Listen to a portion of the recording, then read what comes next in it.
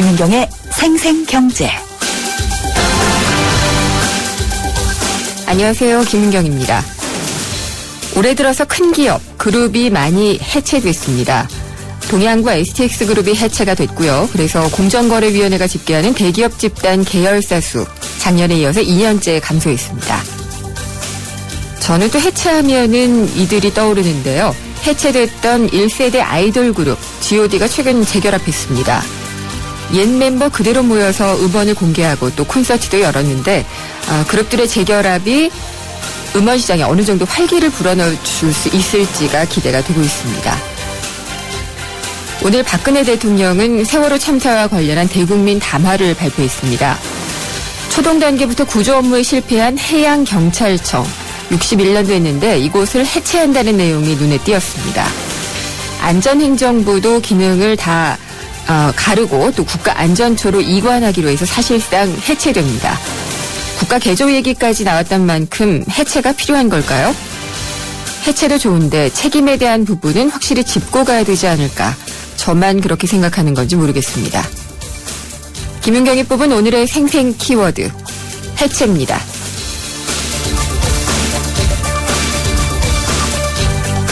오늘 오전 박근혜 대통령이 대국민 단화를 발표했죠. 이번 담화에서 세월호 참사의 한 원인, 민관 유착으로 꼽고요. 병폐를 해결하기 위해서 직접적으로 이 말도 썼습니다. 관피아 문제 해결하겠다고 강조를 했는데 과연 효과가 있을지 잠시 후 3부에서 자세히 짚어보도록 하겠습니다. 김은경의 생생경제 1부 시작합니다.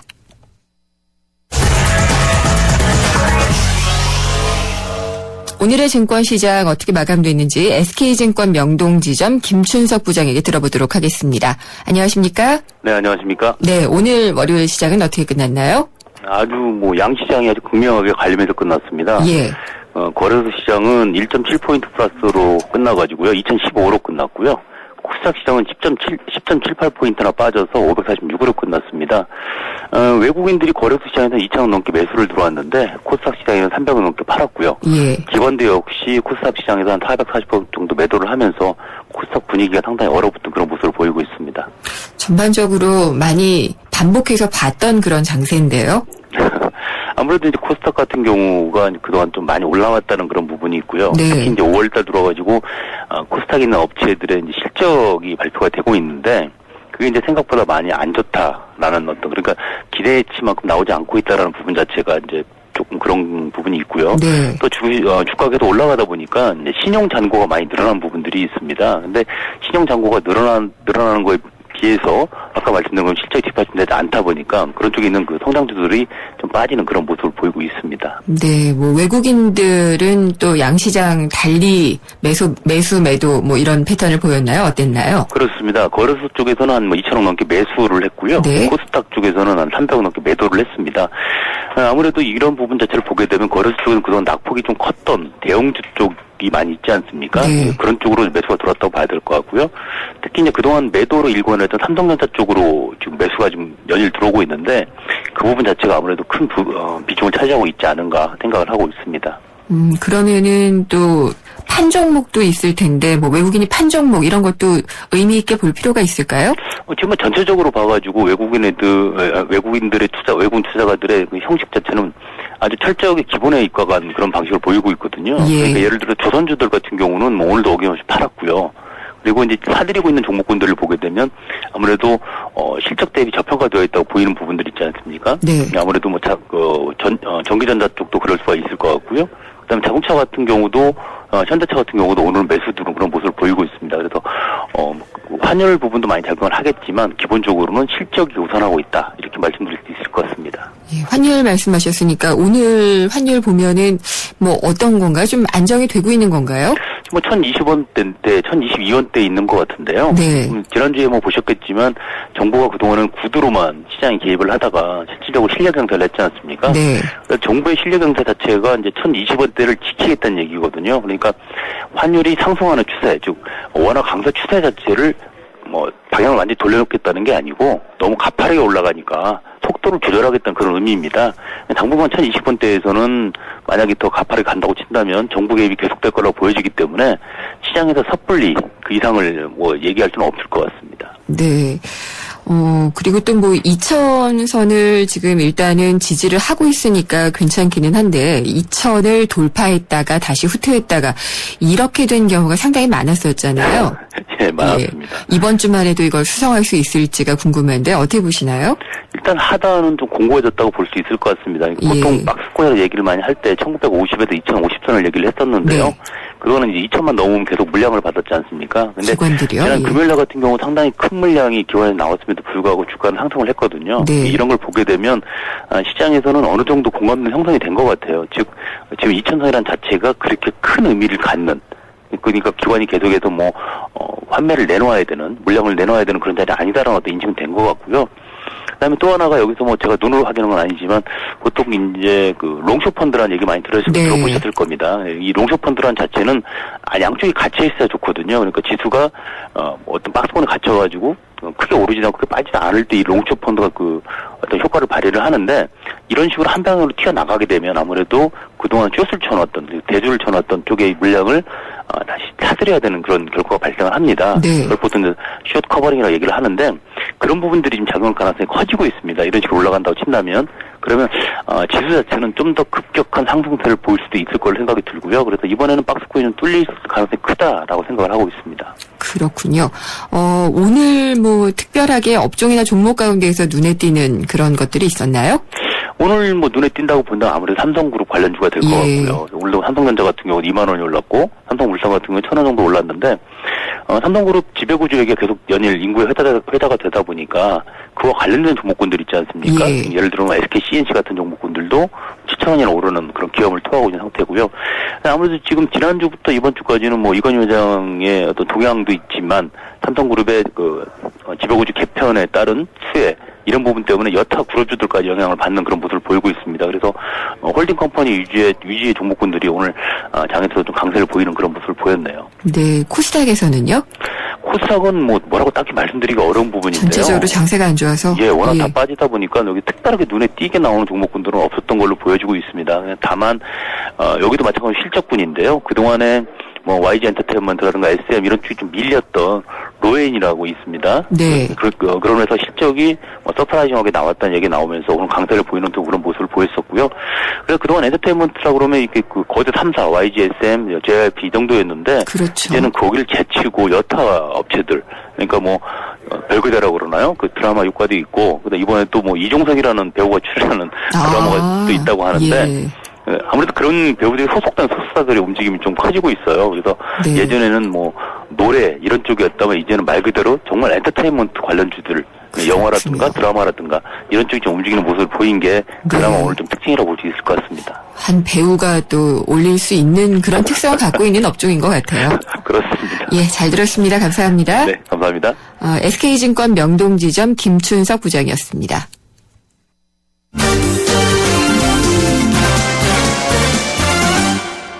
오늘의 주요 경제 뉴스 정리해 보겠습니다. 한국일보 이성철 산업부장입니다. 안녕하십니까? 안녕하세요. 네, 오늘 대통령 대국민 담화 네.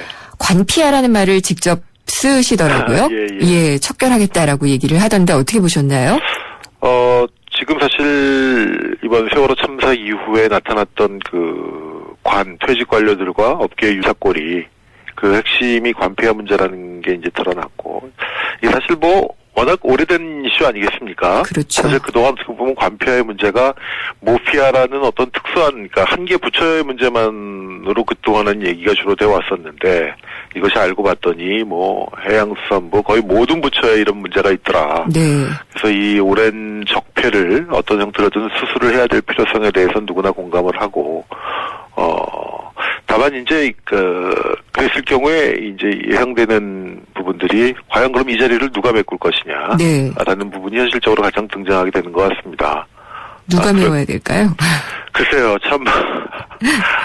꼭 민간에서만 가라는 법은 쪽에서는 없는데. 사실 그 자리를 놓치게 된 관 쪽에서는 인재풀이 있느냐 이런 얘기도 하고, 예. 그 자리를 결국 또 낙하산 대신 정치인들이 메꾸는 거 아니냐. 그러게요. 예. 그래도 현실적으로 가능성이 충분히 있어 보입니다.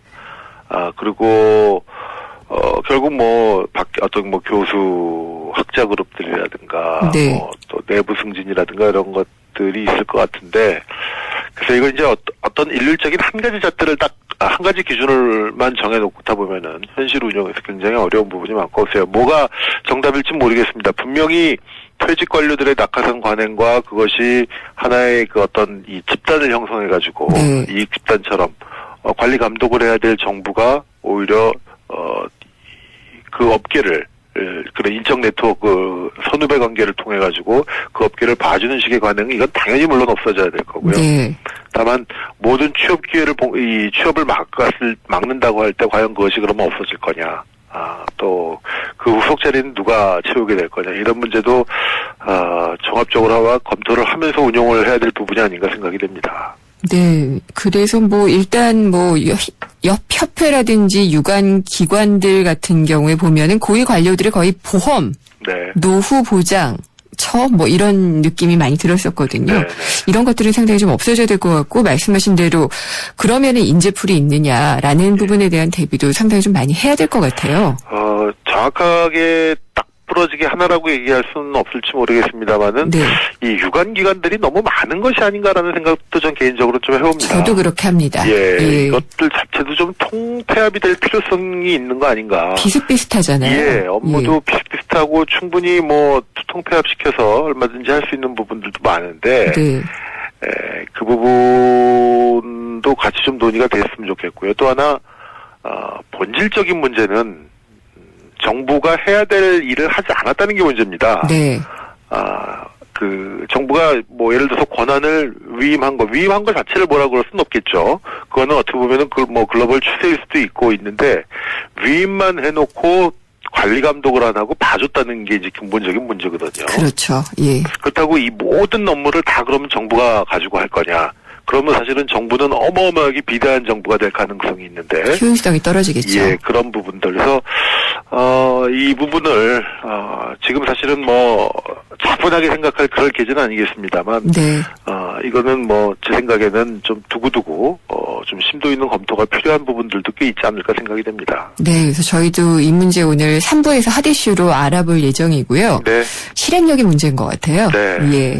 그리고 카드사 배상 소송이 지금 규모가 엄청나네요. 예, 지금 이제 카드사들 1억 건이 넘는 개인정보 유출로 인한 3개 카드사, 국민카드, 농협카드, 롯데카드, 이 업무는 이제 지난 주말부터 개시가 됐습니다. 네. 다시 개시가 됐고, 그 업무 정지로 인해서 입은 피해와 손실이 한 1,600억 원쯤 되는 걸로 지금 추산이 되고 있고요. 근데 앞으로 지금 정보 유출 피해에 따른 이 배상 소송, 한 1,200억 원 정도의 배상 소송이 남아있다고 합니다. 네. 그래서 이 부분은 모르겠습니다. 이게 소송 규모가 이렇고 실제 배상액이 얼마까지 인정이 될지, 법원이 어떤 판결을 내려야 될지 모르겠습니다만은 이걸로 인한 후유증, 재무적인 피해는 앞으로도 어쨌든 더 나올 수밖에 없고요. 카드사들이 입은 사실 가장 큰 손실은 이 금전적인 부분보다도 어떤 신뢰의 문제, 이런 것들의 추락이 더 큰 문제가 아닌가 싶고, 그래서 네. 오늘 어느 카드사 사장은 참 값비싼 수업료를 치렀다는 얘기까지도 했던데요. 다시는 이런 일이 반복이 돼서는 안 되겠죠. 예, 너무 많은 비용을 치렀어야지 됐죠. 네. 예. 게다가 또 신용카드의 어떤 개수라든지 이런 것도 좀 줄어들고, 네. 사용이 줄어들고 있으면은 카드사들 정말 수익 구조에 대한 생각을 신중하게 하지 않으면 안 될 것 같다는 생각이 드네요. 예. 고용보험과 관련한 소식인데, 영세 1인 자영업자에게 고용보험료를 절반 정도 지원을 해주는 그런 안이 마련이 되나요? 네, 그렇습니다. 지금 고용보험은 사실은 이제 봉급생활자들, 그러니까 월급을 받는 사람들한테 주로 적용이 되죠. 예. 그래서 이제 우리 봉급 명세서 보면은 의료보험도 빠져나가고 국민연금도 빠져나가고 실업급여, 그러니까 그게 바로 이제 고용보험인데, 실업급여, 그다음에 어떤 이 산재보험료 이런 것들이 쭉 나가게, 그래서 4대 보험이라고 하는데, 네. 자영업자들은 이게 적용이 그동안 잘 안 됐고요. 특히 이제 영세한 1인 자영업자 같은 경우에는 그런 것들이 없었는데, 영세한 1인 자영업자, 그러니까 혼자 하시는, 대부분 얼마나 영세하고 규모가 작겠습니까? 네. 그리고 이분들은 사실은 사업주라기보다는 오히려 사장 없이 자기가 고용인에 가까운 그런 현실적인 성격이 더 강합니다. 그렇겠죠. 그리고 이런 1인 업체들 같은 경우는 문 닫으면 정말로 아무런 대책이 없는 데들이거든요.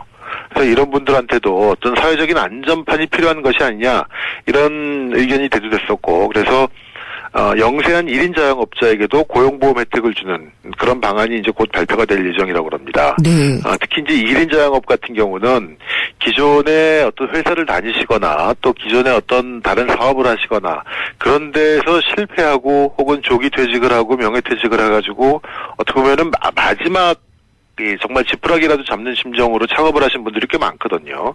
근데 그런 분들이 정말로 하던 1인 사업체마저도 문을 닫게 되면은 이분들은 정말로 더 이상 갈 곳이 없는 그야말로 개인 파산이라든가 이런 심각한 위기에까지 도래하게 되는데 네. 그래서 그런 분들한테 고용보험 혜택을 준다는 거고 대상은 대충 이런 것 같습니다. 월 평균 소득이 135만 원인 1인 자영업자가 고용보험에 가입할 경우에는 정부가 보험료의 50%를 그러니까 반은 본인이 내고 반은 정부가 지원을 해주는 예. 이제 그런 방식이 된다고 합니다. 1인 자영업자에만 한정이 되나요? 그렇습니다. 예. 그렇군요. 1인 자영업 같은 경우는 사업주라기보다는 말씀드린 것처럼 근로자의 성격이 더 강하다는 네. 측면에서 이분들한테만 주고 해서 만약에 이런 사업체가 1인 사업체가 폐업이나 도산 뭐 이렇게 될 경우에는 기존 소득의 50%까지 최대 240일 그러니까 약 8개월이 되는 거죠. 실업급여를 제공하게 된다고 합니다. 알겠습니다. 굉장히 많은 수가 있다고 그래요. 지금 예. 정확한 숫자는 제가 가지고 있지 않은데 1인 자영업 하시는 분들이 굉장히 많다고 합니다. 그러니까 이분들한테는 어떻게 보면은 정말로 지금도 벼랑 끝에 몰리신 분들인데 네. 조금만 작지만 하나의 안전판이 만들어진다는 측면에서는 바람직한 제도의 도입이 아닌가 생각이 됩니다. 알겠습니다. 그리고 이 중대형보다 소형 아파트가 강세다 이런 얘기는 계속 있었는데 네. 여전히 그렇다죠? 네, 실제 가격이 그렇게 많이 나오는 것 같습니다. 최근에 이제 분양하는 아파트에서 그런 것들이 특히 재건축 재개발 단지에서 꽤 그런 현상이 두드러진대요. 예. 예를 하나 좀 들어보면은 최근에 지난달 분양한 이 강서구 공항동에 마곡 힐스테이트라는 아파트가 있는데 가장 작은 평형이 이 전용 면적 59.99평이었는데요. 3.3평방미터 그러니까 평당 분양가가 1,653만 원이었다고 합니다. 예. 근데 그 인근에 재건축 이 아파트가 또 있었는데 거기는 84.98형 꽤 큰 이거보다는 좀 큰 면적이 되겠죠. 여기는 평당 분양가가 1,540만 원. 그래서 한 100만 원 가까이 지금 가격 네. 차이가 난다고 합니다. 그러니까 이런 아파트들이 꽤 있는데 그 결국 이 중대형 아파트가 현재 공급 과잉으로 인해서 가격이 전반적으로 낮아지고 있는 상태고 또 경기 침체 때문에 실속 소비가 늘어나고 네. 예, 베이비 붐 은퇴라든가 또 이 핵가족화 이런 것 때문에 점점 큰 집보다는 작은 집에 대한 선호가 높아지고 있다는 측면에서 이런 현상이 나타나고 있고 앞으로도 아마 꽤 더 가속화될 가능성이 있지 않느냐 부동산 네. 전문가들은 그렇게 전망하고 있습니다. 네, 잘 들었습니다. 감사합니다. 네. 한국일보 이성철 산업부장이었습니다. 같은 차라도 타는 사람이 다르면 자동차 보험도 달라야 하는 거 아닌가? 악사가 시작합니다. 운전자 라이프에 최적화된 악사 맞춤 자동차 보험. 꼭 필요한 보장을 합리적인 가격으로. 악사 홈페이지에서 5분 안에 확인하세요. 악사 다이렉트. 가입 시 유의사항을 꼭 확인하세요. 네, 생생경제 1부 여기까지고요. 저는 잠시 후 2부에서 뵙겠습니다. YTN Hops English Debating Championship. YTN이 주최하고 YTN 라디오가 후원하는 2014 청소년 영어 토론 대회가 오는 7월과 8월 개최됩니다. YTN과 함께하는 꿈과 열정의 무대. 청소년 여러분의 많은 참가 바랍니다.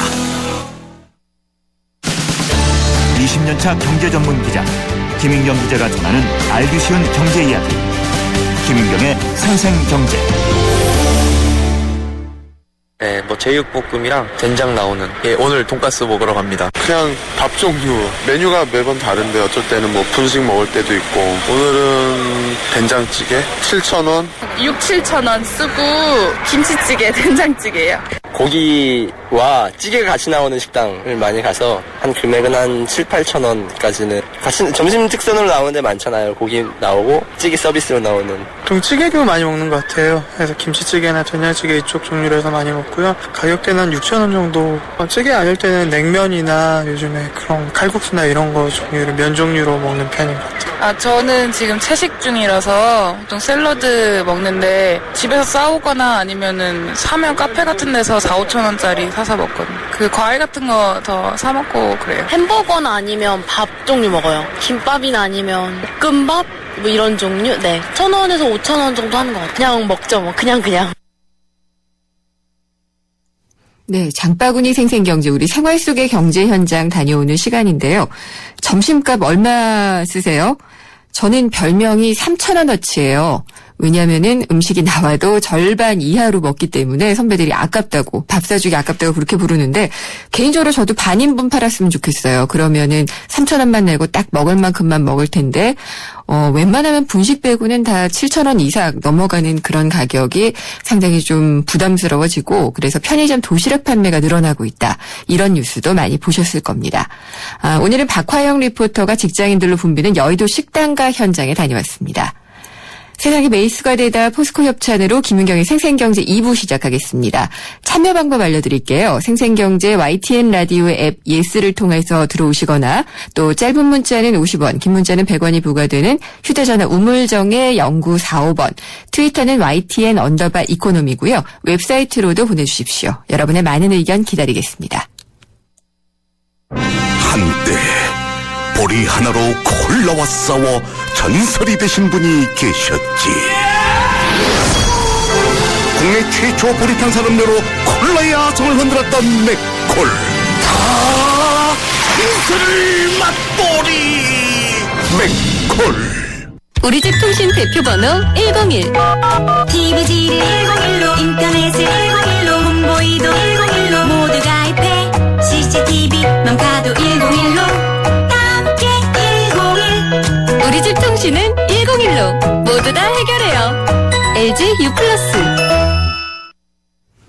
5월은 종합소득세 신고의 달입니다. 가족의 날이 많아서도 그렇고, 이렇게 그 종합소득세 신고 때문에, 세금 때문에도 그렇고, 5월이면은 머리부터 아파온다, 이런 분들 많으신데요. 또 해마다 바뀌는 부분도 있습니다. 그래서 제대로 살피지 않으면은 나중에 손해를 볼 수가 있습니다. 그래서 종합소득세 신고 마감일이 벌써 보름 앞으로 다가왔는데, 구체적으로 어떤 것들이 필요한지 알아보는 시간을 마련했습니다. 임종석 세무사가 전화로 연결돼 있습니다. 안녕하십니까? 안녕하십니까? 예, 5월 종합소득세 신고는 언제까지고 대상자는 누군가요? 네, 지금 방금 말씀하신 대로 종합소득세 신고가 5월 말까지 보름 앞으로 다가왔습니다. 이번 신고 대상자는 642만 명 정도라고 그래요. 그래서 대부분 이제 사업자가 신고 대상입니다만은 사업자가 아닌 분들도 50만 명 정도가 이제 신고 대상자가 되는 분들이 있는데요.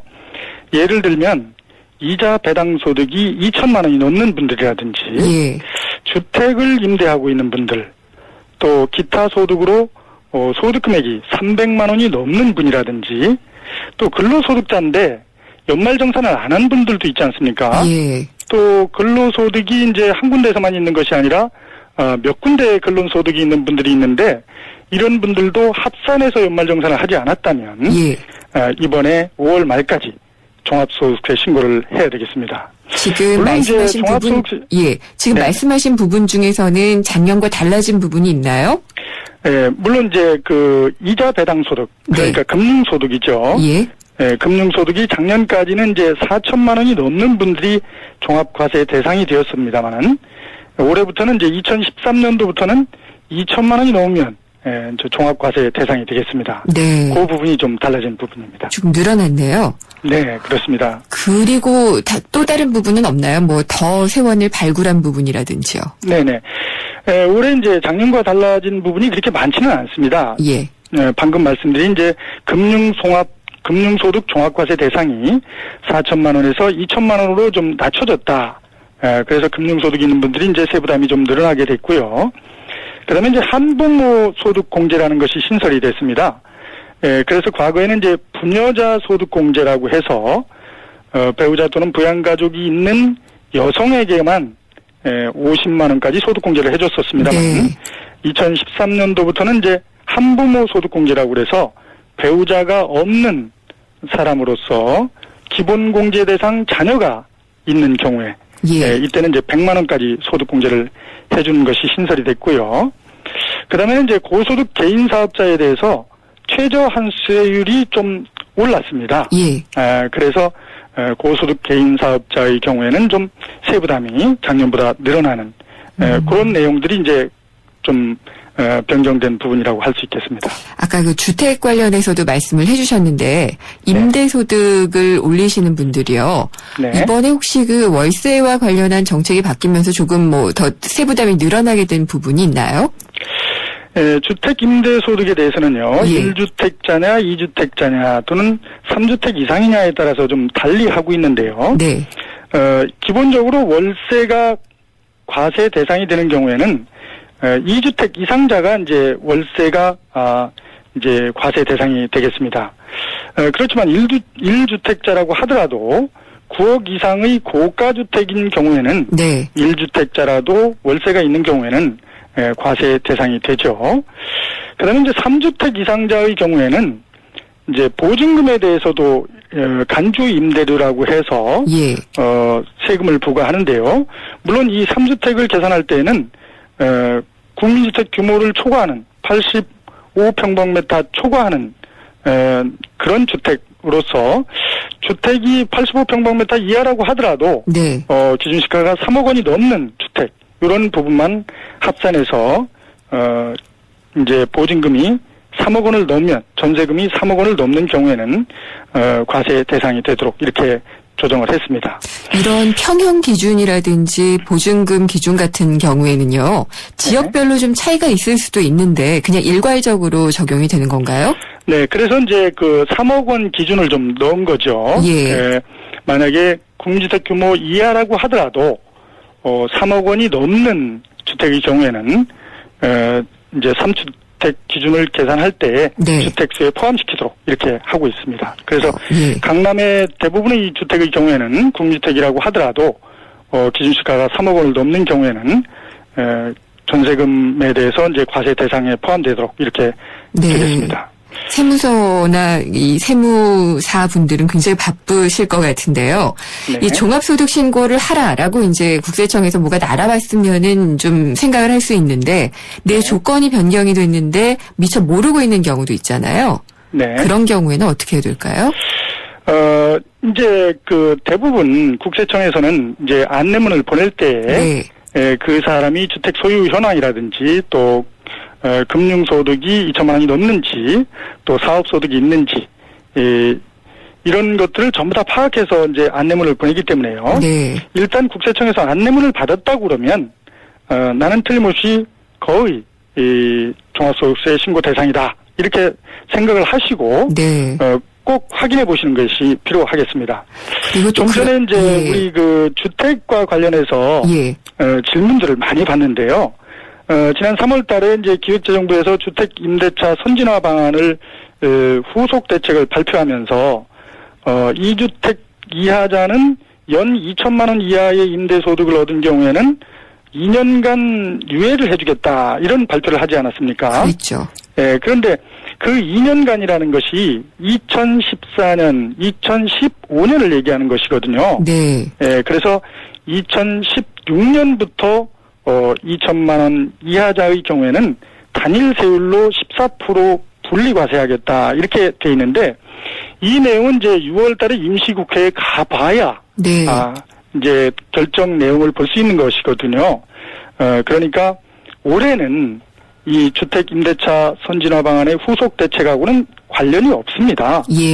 그러니까 올해 같은 경우는 좀 전에 말씀드린 것처럼 2주택 이상자는 월세를 꼭 신고하시고 3주택 이상자 또 1주택이라고 하더라도 고가주택의 경우에는 월세를 신고하는 것이 이 기준에 맞겠습니다. 그리고 이제 그러니까 자유롭게 일을 하시는 프리랜서 분들이나 개인 사업자들이 신고를 할 때 고민이 좀 있는 것 같아요. 프리랜서 같은 경우는 이제 고용관계 없이 독립적인 자격으로 이제 계속적으로 인적 영역을 제공하는 거 아니겠습니까? 그렇죠. 그래서 이제 세무상으로 볼 때는 사업자에 해당합니다. 그래서 2013년 1월부터 12월 달까지 1년 동안 받은 그런 프리랜서 소득에 대해서 사업 소득으로 신고하면서 우리가 이제 그 프리랜서로 돈을 받을 때 3%를 대개 원천이수로 하거든요. 그 금액을 이제 기납부세액으로 공제하고 나머지를 납부하여야 하겠습니다. 그 밖에 이번에 또 종합소득세 신고할 때 유의할 점 있으면은 몇 가지 알려주세요. 네, 우리 이제 소득세라고 그러면 일단 소득에 대해서 이제 과세하는 거 아니겠습니까? 네. 그래서 개인 사업자의 경우에는 어떻게 보면 이제 사업을 하다 보면 손실을 볼 수도 있고 폐업한 경우도 있습니다. 그렇죠. 그렇게 이제 손실을 봤을 경우에 신고를 하지 않아도 되지 않느냐 이렇게 생각하시는 분들이 계신데 이렇게 되면 이제 신고를 하지 않으면 국세청에서는 수입 금액은 알고 있지만 비용을 얼마 썼는지는 모르거든요. 네. 그러니까 추계로 해서 세금을 부과하는 경우가 많이 있습니다.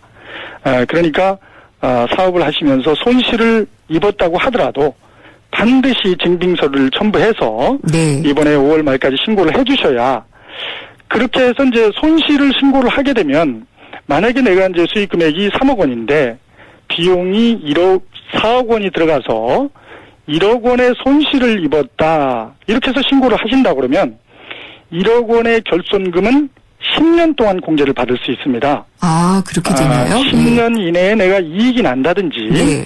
아니면 근로소득이라든가 뭐 부동산 임대소득이라든가 금융소득이라든지 어떤 소득이 있는 경우에도 그 1억 원에 대해서는 10년 안에 공제를 받을 수 있는 거거든요. 예. 그러니까 손실이 났다고 하더라도 이번에 일단 성실하게 신고를 해라라는 말씀이시네요. 네. 알겠습니다. 오늘 말씀 잘 들었습니다. 감사합니다. 감사합니다. 임종석 세무사였습니다.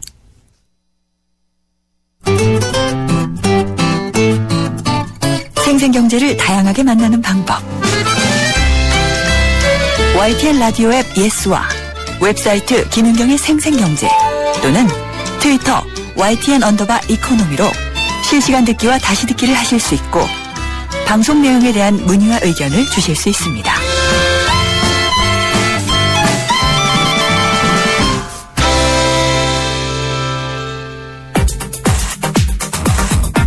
모르면 당하는 경제 법률 생생로펌. 예, 정말 법 모르면 당합니다. 하나라도 더 알아두는 게 좋은데요. 오늘 생생로펌 시간에는 이 대출을 받을 때 사금융을 이용하는 분들이 적지가 않은데 이 사금융과 관련된 피해에 대해서 조금 알아보려고 합니다. 이걸 예방할 수 있는 법도 있을 것이고요. 또 부적절하게 내가 당했을 경우에는 또 대응을 하는 방법 이런 것들을 좀 살펴보도록 하겠습니다. 법무법인 한별의 안병한 변호사입니다. 안녕하십니까? 네, 안녕하세요. 네, 지금 사금융에 대한 법적 규제는 어떻게 되고 있죠? 네, 대표적인 법률로는 대부업 등의 등록 및 금융 이용자 보호에 관한 법률을 들 수 있겠죠. 보통 대부업법이다 이렇게 표현들 많이 하고 있고요. 그 외에 2009년부터 시행되고 있는 채권의 공정한 추심에 관한 법률이 대표적인 규제 법률입니다. 그러니까 채권 추심이라는 게 내 돈 빌려갔으니 갚아라라고 요구를 하는 거잖아요. 근데 이게 불법적으로 이루어진 경우가 많아서 금융감독원 지나가면서 보니까 뭐 이런 피해 신고하세요 막 이렇게 써붙여 놓은 것도 보이고 그렇거든요. 정책적으로 보호를 상당히 좀 해줬던 것 같은데. 네, 현재에도 그 금융감독원 내에는 사금융 애로 종합지원센터가 개설돼서 운영 중에 있고요. 지원센터를 이용하시려면 금융감독원 본원이나 각 지방에는 또 지원이 있습니다. 직접 방문하셔도 되고 별도로 민원 상담 전화가 있습니다. 국번 없이 이제 1332번인데요. 손쉽게 상담과 피해 접수가 가능한 상황이고요. 그 외에도 별도의 그 인터넷 홈페이지가 운영 중에 있습니다. 주소는 www.fcsc.kr인데요. 이것을 통해서도 민원 접수는 물론이고 다양한 정보 등을 확인하실 수가 있습니다. 그러니까 서민들이 대부업을 많이 이용한다라고 할 때 이 대부업이요. 법에서 규정하고 있는 거는 어떻게 되는 건가요? 네, 우선 대부업은 금전의 대부, 빌려주는 것을 그러니까 업으로 계속적으로 영위하기 위해서는 먼저 등록을 해야 된다라는 등록 의무를 규정하고 있습니다. 또 과거에 대부업법을 위반했다거나 일정한 범죄로 처벌을 받은 전력이 있는 사람 등에 대해서는 등록 자체가 불가능하다 이런 점을 법률이 정하고 있고요. 그 외에도 대부계약 체결 시에 중요 사항을 자필로 반드시 받도록 이렇게 제한을 가하고 있고 일정한 사항을 기재한 계약서를 상대방에게 반드시 교부를 해줘라 이런 서면 교부 의무도 명확히 하고 있지요. 마지막으로 대부업자들이 흔히 대출 유인 과정에서 허위나든지 과장 광고를 하는 부분도 있거든요. 이런 부분에 대한 규제도 법률이 마련하고 있죠. 예, 지금 얘기하신 그 허위나 과장 광고 중에서 대표적인 게 이자율에 대한 게 아닌가 싶어요. 네. 뭐 얼마까지밖에 안 된다라든지 뭐 최고 얼마 이런 것들 얘기를 많이 하는데 이게 어디까지가 법으로 제한이 되어 있는 건지 그런 게 좀 궁금하거든요. 네, 대법원이 정하는 그 대출을 통해서 받을 수 있는 대출 이자의 비율을 제한하고 있는 부분이 가장 중요한 내용일 수 있겠는데요. 네. 얼마 전까지만 해도 등록된 대부업체의 경우에 연 39%가 기준이었습니다. 최고가. 네. 네. 그런데 금년 4월부터 이제 개정이 돼서요.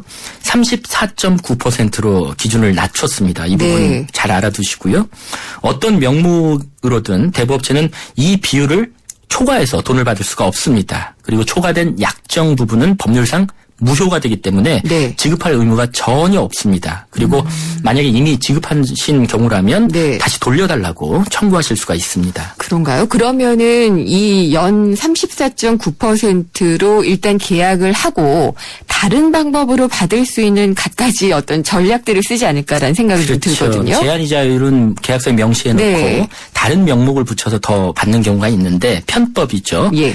그 이자율을 따져볼 때는요. 법률에서는 뭐 사례금, 할인금, 뭐 수수료, 뭐 공제금 그 명칭이 무엇이든지 간에 예. 대부와 관련해서 대부업자가 받는 것은 모두 다 이자로 보겠다. 이런 점을 법률이 정하고 있습니다. 예. 이런 점을 참고하셔서 법률에서 정한 비율을 초과하는 그런 네. 대출 이자라든지 각종 수수료를 요구할 경우에는 금융감독원이라든지 아니면 가까운 수사기관에 신고를 하셔도 됩니다. 수사기관이요? 네.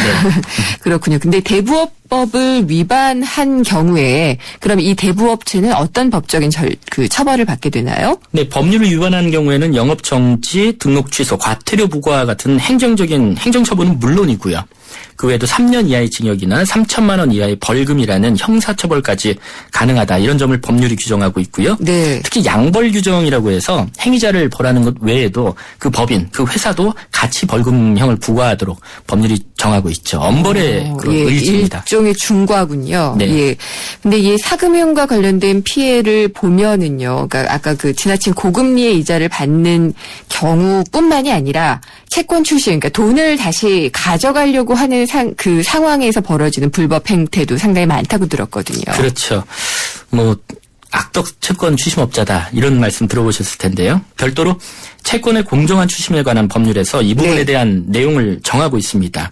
과거 보면 채권 추심 과정에서 벌어졌던 협박이라든지 심지어는 감금 행위도 있었고요. 네. 또 밤늦은 시간에 반복적으로 찾아와서 행패를 부린다거나 뭐 요즘 같은 경우 지나친 전화라든지 네. 휴대폰 문자 등으로 무슨 정상적인 활동이 불가능할 정도로 괴롭힌다면 네. 이 법률에 따라서 처벌을 받을 수 있겠죠. 그러면은 이런 것들을 뭐 전화는 몇 통 할 수 있다라든지 뭐 시간은 언제까지 이런 혹시 기준이 있나요? 법률에서 그 부분까지 정하고 있지는 않습니다만 네. 그 채무자를 뭐 폭행한다든지 협박, 체포, 감금, 네. 뭐 위계나 위력 사용하는 행위는 당연히 안 되는 것이고요. 이 정당한 사유 없이 반복적으로 또 야간에 채무자를 방문해서 예. 공포심이나 불안감을 유발하고요. 네. 사생활이라든지 업무의 어떤 평온을 심하게 해치는 행위 이런 부분이 이제 금지가 될 부분이고요. 여기에 대한 최종적인 판단은 구체적인 상황에 따라서 법원에서 최종적으로 판단을 하게 되겠죠. 만약에 근데 그 금융 소비자가 이 등록되지 않은 대부업체로부터 빌렸다면은 이런 법의 보호도 받을 수가 없는 거죠. 아닙니다. 이 그런 건 부분은 아니에요? 뭐 등록되는지 아닌지 여부를 불문하고요.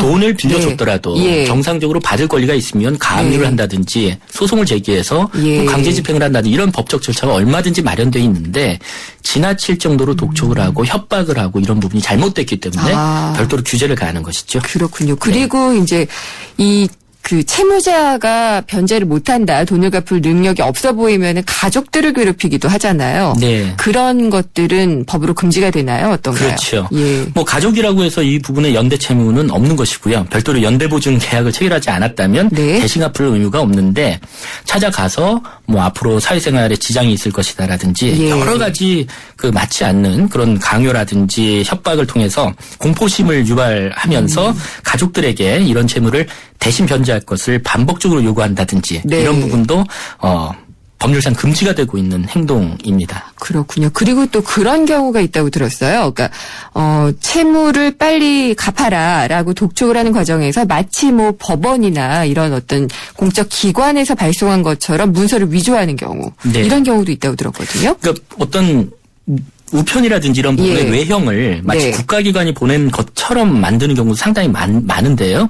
주변 사람들로부터 어떤 창피를 주겠다 이런 예. 취지도 있겠지만 법률에서는 국가기관을 통하지 않고 개인적으로 보내는 우편물임에도 불구하고 봉투의 겉면이라든지 문서의 외형을 네. 마치 법원이나 뭐 수사기관에서 보낸 것처럼 이렇게 만들어서 이용하는 경우에 대해서는 금지의 어떤 내용을 분명히 담고 있고요. 네. 특히 무효이거나 또 존재하지도 않은 채권 추심을 막 하겠다. 예를 들어 소멸시효가 완전히 뭐 만료가 됐는데도 불구하고 네. 요새 갚아라로 한다든지요. 법원이나 검찰청 그밖에 국가기관의 행위로 오인할 수 있는 표지나 표현을 사용하는 행위라든지 예. 뭐 채권 추심에 관한 법률적인 권한이나 지위를 거짓으로 표시하는 이런 행위들 모두 다 금지되고 있습니다. 만약에 이런 거를 하게 되면은 어떤 처벌을 받나요? 채권의 공정한 추심에 관한 법률 이 부분에서 법률을 위반한 경우라면 네. 과태료와 같은 행정처분 이외에도요. 그 행위의 종류나 정도에 따라서 5년 이하의 징역이나 5천만 원 이하의 벌금형과 같은 형사처벌까지 받게 됩니다. 그렇군요. 그러면 우리가 막 영화에서 자주 봤던 그런 장면들 막 가서 폭력을 행사한다든지 이런 거는 등록 대부업체가 아니더라도 하면은 처벌받는 거군요. 물론입니다. 예. 네. 사금융 피해를 입은 경우가 있을 텐데 이걸 이유로 해서 만약 금감원이나 수사기관에 신고, 고소를 할 경우에요. 좀 유의해야 될 점이 있다면 어떤 게 있을까요? 네, 항상 주장 사실을 입증하실 수 있는 증거를 확보하는 것, 그것이 가장 중요한 증거. 문제겠죠. 예. 피해를 호소하시더라도 법률 위반의 점에 대해서 충분한 증거가 없다면 네. 뭐 별도로 행정 처분을 내린다거나 아니면 형사상 검사가 최종적으로 기소를 할 수가 없어서 네. 불기소 처분으로 종결될 수 있기 때문입니다. 그럼 뭐 협박하는 거를 이렇게 녹음을 해두거나 뭐 그런 걸 말씀하시는 건가요? 그렇죠. 요즘 스마트폰도 있고 얼마나 편합니까? 네. 그래서 대화라든지 영상을 쉽게 녹화하실 수 있고 저장하실 수가 있거든요. 네. 그래서 피해가 발생한 경우에는 이 부분을 증거로 잘 남겨두셔야 되고요. 법정 이자율을 초과해서 돈을 지급하는 경우도 예. 가급적이면 은행 송금을 통해서 하시고요. 송금 기록, 출금 네. 기록과 같은 증거를 잘 남기시는 것이 좋죠. 예. 근데 만약에 송금 기록이 없으면은요? 그 외에 이제 적정한 방법으로 간접적으로 입증할 수밖에 없는데 네. 결국에는 만약에 입증하지 못한다면 제가 앞서 설명드린 바와 같이 증거 불충분으로 사건이 종결될 가능성이 있기 때문에 네. 잘 신경을 쓰셔야 됩니다. 변호사님도 이런 관련된 피해자들 같은 경우에 많이 좀 도와주셨어요? 어떠셨어요? 네, 이런 경우가 있으면 당연히 변호사로서 네. 도움을 드려야 되고요. 예. 어떤 방식으로 권리를 행사하실 수 있다 이렇게 알려드리고 그다음에 국가기관에서 운영하는 여러 가지 보호 절차라든지 많습니다. 네. 그 부분을 모르셔서 또 이중에 피해를 받게 되시는데요. 그렇죠. 앞서 제가 말씀드렸던 사금융과 관련된 애로 지원 센터라든지 이런 부분을 통해서 충분히 보호를 받으시면 좋을 것 같습니다. 역시 모르면 당한다 이런 생각이 확실하게 드네요. 오늘 말씀 잘 들었습니다. 감사합니다. 네, 감사합니다. 법무법인 한별의 안병한 변호사였습니다. 지구의 미래는 슈퍼히어로가 지키고 가족의 행복은 쉐보레가 지켜줄게요. 쉐보레 러브 패밀리 페스티벌 스파클 최대 3년 무이자 할부, 말리부, 캡티바, 올란도 최대 3년 1.9% 할부, 차종에 따라 최대 100만 원 할인. 5월에도 쉐보레만 믿으세요. 홈페이지 참조 5월 31일까지. Chevrolet, find new roads. 채소 과일을 많이 먹자는 당연한 건강 상식. 하지만 80년 전엔 뉴트리라이트의 혁신적인 생각이었습니다. 식물 영양소로 세상을 바꿔온 80년 뉴트리라이트 더블 X에 담겨 있습니다. 80년 식물 영양소 전문가. 뉴트리라이트 건강기능식품 광고입니다. 에코로바의 산을 즐기는 새로운 생각. 따스한 햇살 속으로 배낭 하나 메고 미니멀 캠핑을 떠나보세요. 장비는 줄이고 자연을 배려하는 에코로바 미니멀 캠핑으로 당신의 산이 더 즐거워집니다. 에코로바와 함께 당신만의 산을 즐기세요. Keep your way, 에코로바. 네, 아까 경제 브리핑 시간에도 말씀을 드렸는데요. 올해 초 1억 400만 건의 고객 정보가 유출이 된 카드 3사. 고객들의 소송액이요 수천억 원에 이를 것으로 지금 추정이 되고 있습니다. 카드사들의 지난 3월 말 기준의 공시 자료를 보면은요. 국민카드의 경우 54건에 373억 원을 비롯해서 농협카드 41건에 248억 원, 또 롯데카드가 36건에 240억 원의 고객 피해 보상 소송이 접수가 됐다고 합니다.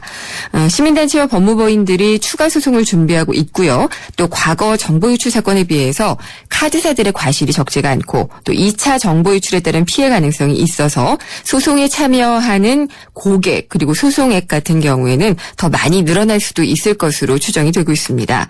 그러니까 이 같은 추정을 보면은 해킹에 따라서 정보가 유출이 됐던 2011년에 네이트 싸이월드 사건에서 고객당 20만 원의 정신적 손해를 인정했던 1심 판례, 또 피해자의 1%만 소송에 참여한 경우를 가정한 것이기 때문에 이번 경우와는 조금 상황이 다르다고 합니다. 소송과 별도로 또 이 고객 정보 유출 사태 때문에 많이 해지들도 했고요. 안 쓰게 되면서 카드 3사가 1,600억 원에 이르는 손실을 입은 것으로 추정이 되고 있습니다. 상당한 부분의 이런 소송들도 문제가 되겠고요. 소송이 문제가 아니라 소송에 대해서 카드사가 이제 좀 갚아야 될 것들이 좀 문제가 될 것 같습니다. 3부에서는 박근혜 대통령이 세월호 참사의 원인으로 뽑은 것이 민관 유착, 관피합니다. 이 문제를 해결하겠다는 내용의 대국민 담화를 밝혔는데요. 과연 실효성이 있을 것인지 잠시 후 3부에서 자세히 짚어보겠습니다. 4시 뉴스 듣고 돌아오겠습니다.